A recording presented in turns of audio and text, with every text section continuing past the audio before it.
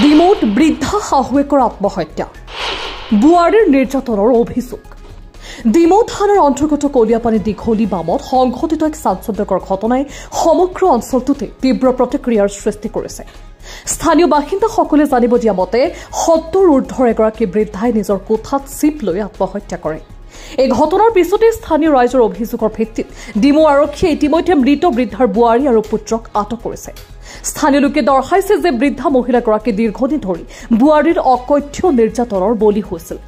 এই অভিযোগক কেন্দ্ৰ কৰি ৰাইজৰ মাজত ব্যাপক ক্ষোভৰ সৃষ্টি হৈছে।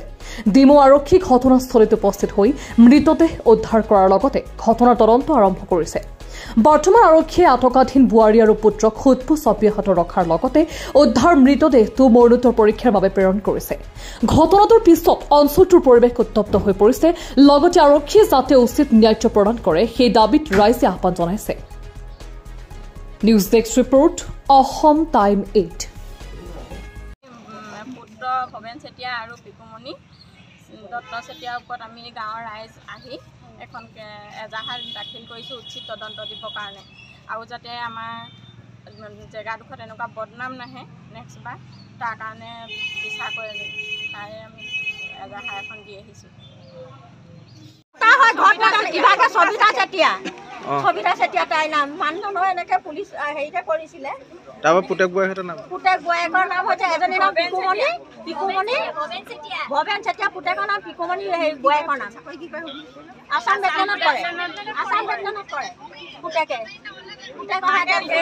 কৈছিলে কিন্তু পুতেকে সন্মান যায় বোলে, তাৰ কেছ সেইকাৰণে কেছ থানালৈ নগ'লে। এতিয়া মাকে নিজৰ ব্যৱস্থা নিজে কৰি ল'লে। এতিয়া সুখত থাকক তেওঁলোক।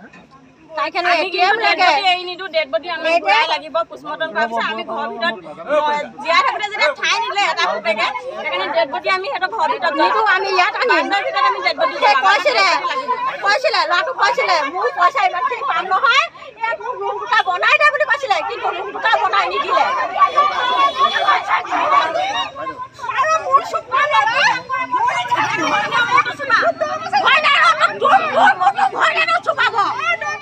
যে এইটো কাৰণে দিছোঁ যে পুতেকতকৈ মানে বয়েকে বেছি মানে অত্যাচাৰ কৰিছিলে।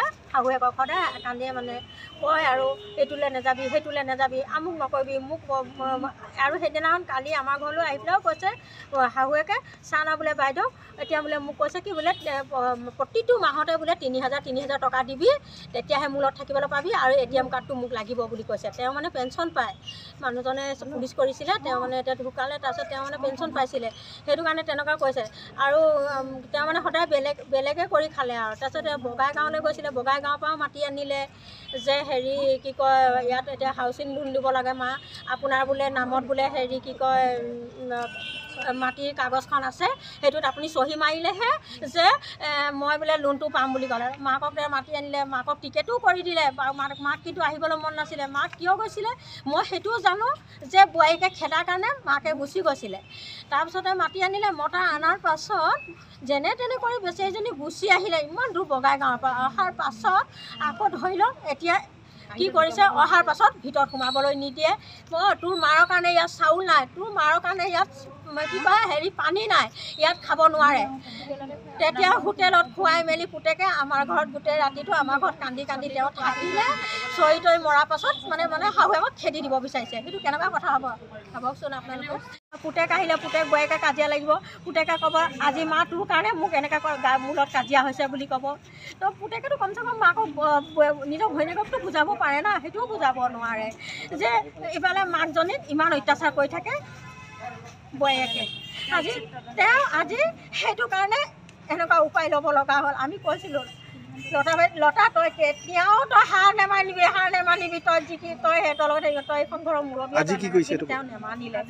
আজি কিন্তু এনেকুৱা কাম তেওঁ কিয় কাৰণে কৰিব লগা হ'ল, তেহেঁতৰ এই দুটা পুতেক বয়েকৰ কাৰণে আজি এইটো কাম তাই সহ্য নোহোৱাৰ কাৰণে আমি এতিয়া সেইকাৰণে তাক তদন্ত শাস্তি দিব লাগিব।